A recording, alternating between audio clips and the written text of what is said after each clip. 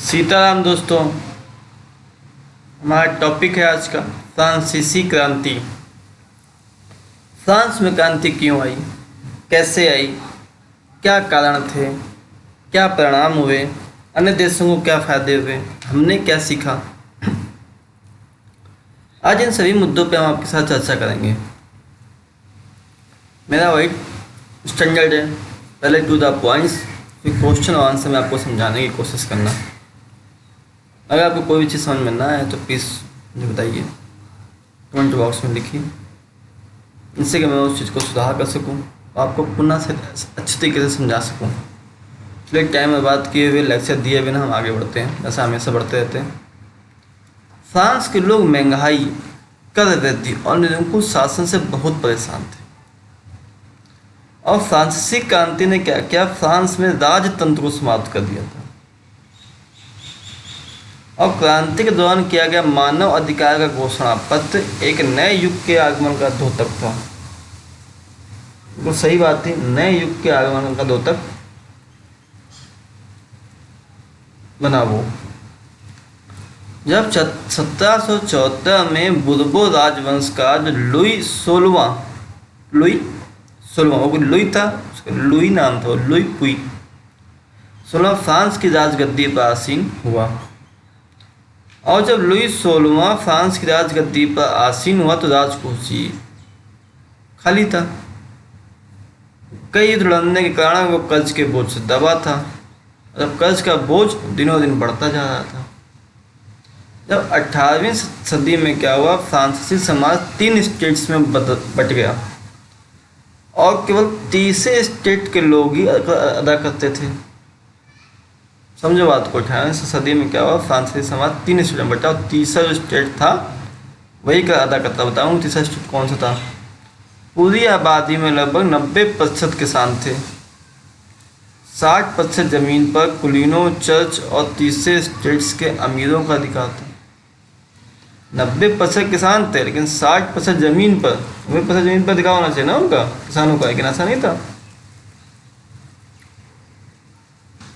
60% जमीन पर कुलीनों, चर्च और तीसरे स्टेट्स के अमीरों का अधिकार था। प्रथम 2 स्टेट्स कौन थे? कुलीन वर्ग, पादरी वर्ग के लोगों को कुछ विशेष अधिकार प्राप्त थे। जिससे महत्वपूर्ण विशेष अधिकार क्या था, राज्यों को दिया जाने वाले कर से छूट, भैया तुम ना कर लो। और कुलीन वर्ग क्या था, किसानों से सामंती कर वसूल करता था, और वहाँ के किसान अपने स्वामी के घर एवं खेतों में काम करते, सैन्य सेवाएं देते, सड़क के निर्माण इत्यादि में सहयोग करने के लिए बाध्य थे। और चर्च भी क्या कलाकार था, किसानों से करों का एक हिस्सा, टाइथ बोलते हैं, एक प्रकार का धार्मिक कर था, टाइथ, TITHE, खुद में वसूलता था, जबकि उन्हें प्रत्यक्ष कर टाइल भी देना पड़ता था। समझो, एक टाइल भी लेता था और एक टाइल भी देता था। टाइल दोनों देने पड़ते थे। विश्व के सामाजिक संरचना के क्षेत्र में आमूल परिवर्तन का सूत्रपात फ्रांस की क्रांति को ही जाता है। फ्रांस के राजकारण को मार्सिले के नाम से जाना जाता है। किस नाम से जाना जाता है? अगर आपसे क्वेश्चन पूछ दे फ्रांस के राष्ट्रगान को किस नाम से जानते हैं, तो मार्सिले। और लुई 16वें को न्यायालय द्वारा देशद्रोह में के आरोप में मौत की सजा सुनाएगी, और 21 जनवरी 1793 में उसे सार्वजनिक रूप से फांसी देगी। बहुत अच्छा काम किया गया। और 1793 से 94 तक के काल को फ्रांस के इतिहास में आतंक का युग कहा गया। किस समय फ्रांस में जैकोबिन क्लब का शासन आ गया, और जैकोबिन क्लब के नेता का नाम था मैक्सिमिलियन रोबेस्पियर। और जैकोबिनों को 100 कुलात के नाम से जाना जाता था, अर्थात 100 कुलात पुरुष लाल रंग की टोपी पहनते थे, जो स्वतंत्रता का प्रतीक था। किस रंग की टोपी पहनते थे वो? लाल रंग की। और 21 सितंबर 1900, यहाँ पे करेक्शन है, राजतंत्र को फ्रांस को एक गणतंत्र घोषित किया गया। ये यहाँ पे करेक्टर करेक्शन है। इस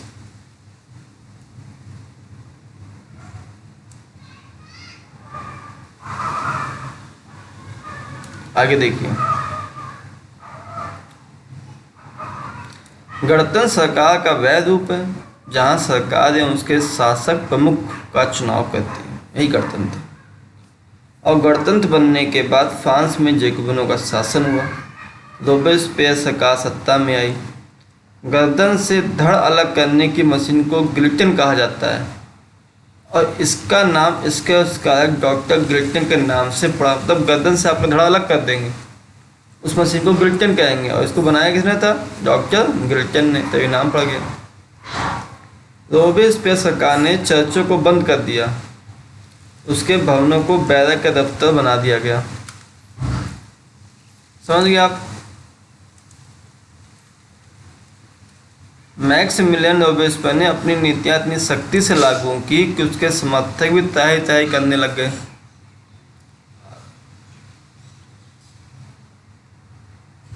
जुलाई 1794 में न्यायालय द्वारा उसे दोषी ठहराया गया। उसे गिरफ्तार करके अगले ही दिन उसे गिलोटिन पर चढ़ा दिया गया।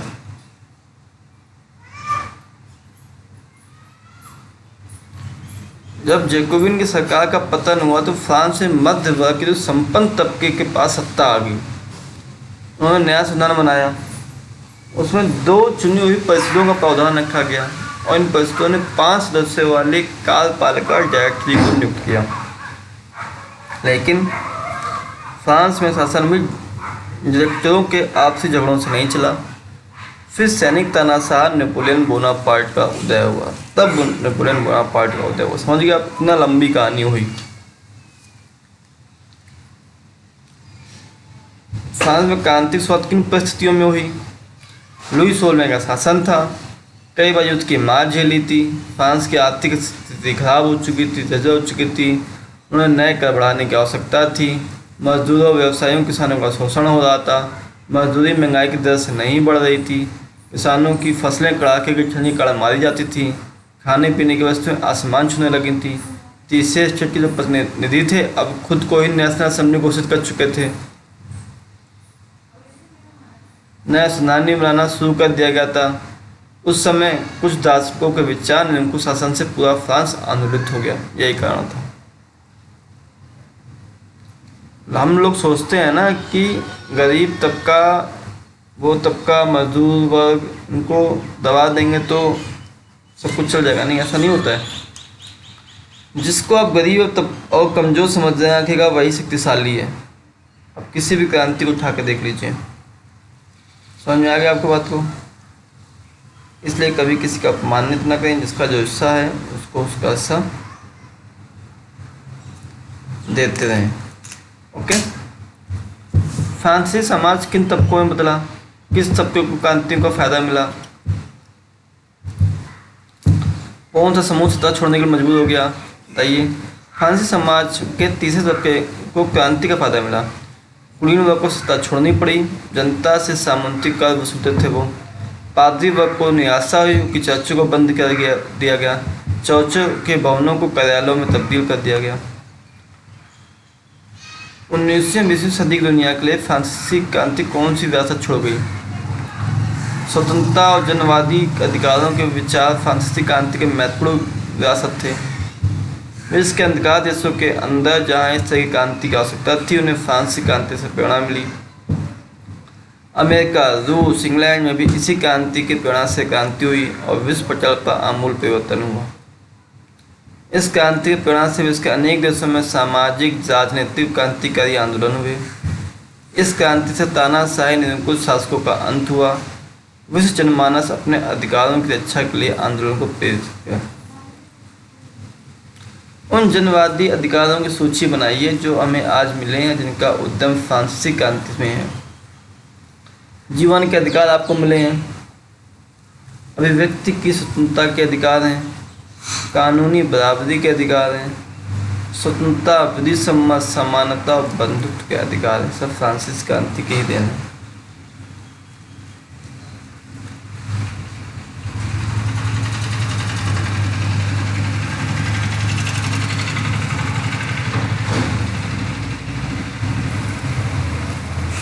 क्या आप इस तरह से सहमत हैं कि सार्वभौमिक अधिकारों के संदेश में नाना अंतर विरोध थे। मनुष्य और नागरिक अधिकारों की घोषणा में कई आदर्श संदिग्ध थे। कानून केवल समाज की हानिकारक कार्रवाइयों को रोकने के लिए अधिकार रखता था, जबकि अन्य व्यक्तियों के खिलाफ आपराधिक अपराधों के बारे में कहने के लिए कुछ भी नहीं था। घोषणा में यह भी कहा गया कि कानून समान इच्छा की अभिव्यक्ति है, सभी नागरिकों को इसके गठन में भाग लेने का अधिकार है, सभी नागरिक इसके समझ समान है। जबकि उस समय जब फ्रांस एक संवैधानिक राजशाही बना, तब लगभग 3 लाख पुरुषों महिलाओं को जो 25 वर्ष की आयु के अंतर्गत थे उन्हें वोट देने की अनुमति नहीं थी। समझ लो।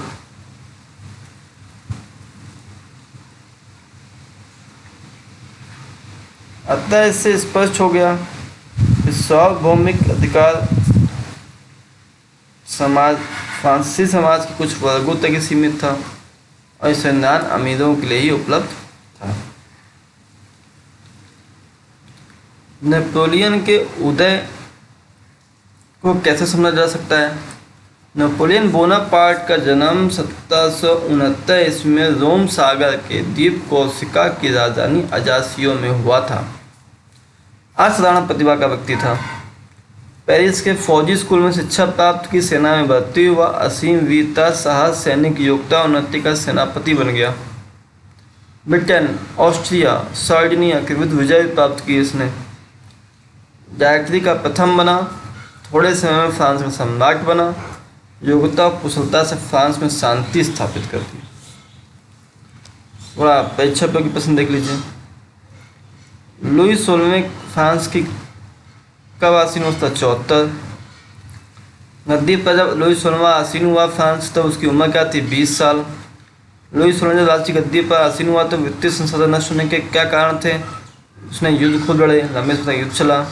लिब्रे क्या है? कब समाप्त किया गया? लिब्रे एक फ्रांस की मुद्रा होती है, इसे 1794 में समाप्त कर दिया गया। फ्रांस को गणतंत्र कब घोषित किया गया? 21 सितंबर 1792 में। किस पुस्तक में सरकार के अंदर सत्ता विभाजित की बात करेगी? बताइएगा मुझे। कितने स्टेटों में बचा था? 3 स्टेट, प्रथम, द्वितीय, तृतीय। फ्रांसीसी समाज के कौन से स्टेट टैक्स देते थे? तीसरे स्टेट के लोग ही टैक्स देते थे। उनमें कौन थे? व्यवसायी वर्ग, किसान, मजदूर थे। टाइद और टाइल में क्या अंतर है? धार्मिक कर टाइद है फ्रांस में और प्रत्यक्ष कर टाइल है। लुई 16वें ने कर बढ़ाने के क्या कारण थे? जनसंख्या में वृद्धि हुई, फ्रांसीसी सरकार पर कर्ज का बोझ था, वित्तीय संसाधन में कमी थी, बार बार युद्ध की मार थी।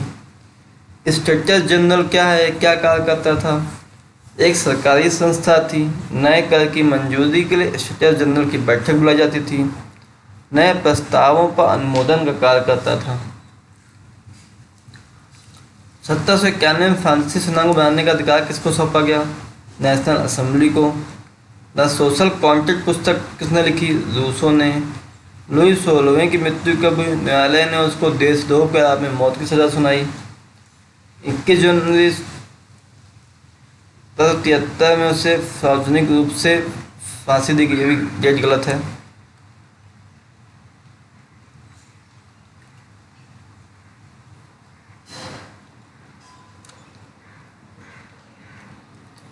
फ्रांस में नेशनल असेंबली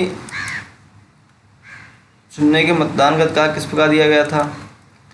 कुछ लोगों को ही प्राप्त था। लोग 2/3 कर चुकाते थे, जो सक्रिय नागरिक थे उन्हें ही मतदान करने का अधिकार था। महिलाएं मतदान नहीं कर सकती थी।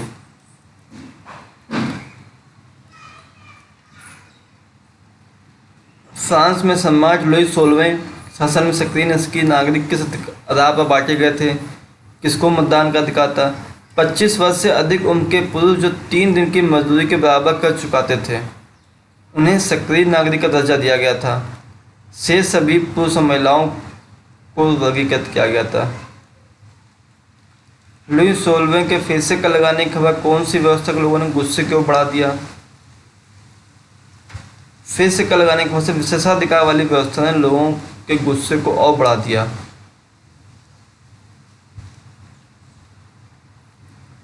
फ्रांस क्रांतिकरण बता दिए। The society of revolutionary and Republican women क्या थी? यह फ्रांस के सबसे मशहूर क्लबों में से एक था। मैक्सिमिलियन रोबेस्पियर पे आपको बता चुका हूँ मैं।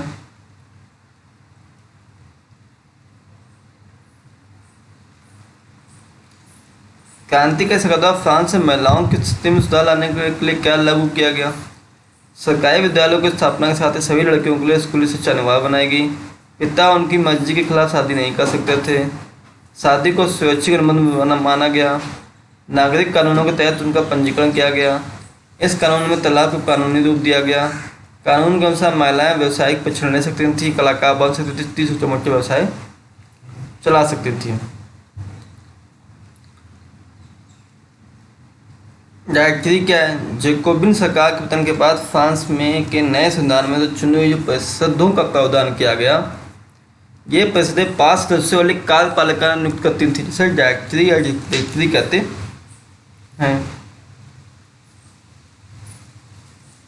फ्रांस की क्रांति के 3 मूल थे: स्वतंत्रता, विधि समता, समानता, बंधुत्व।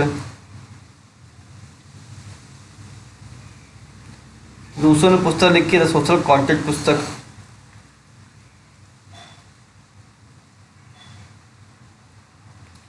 फ्रांस की क्रांति के समय फ्रांस में किस राजवंश का शासन था? जो लुई 16वां था वो बुर्बो राजवंश का शासन था। ये तो चीज़ें आपको ऊपर वाला क्वेश्चन आपके सामने हो चुका है। फ्रांस की स्थिति का वर्णन करना है। फ्रांस की स्थिति उसमें दयनीय थी। फ्रांस भारी कर्ज में डूबा था, गरीबी की जाल में था, रोजी रोटी का संकट था।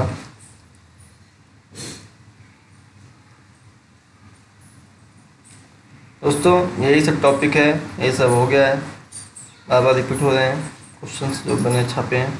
आपसे लोग में सब बने रहे। बहुत बहुत धन्यवाद। जय हिंद, जय भारत।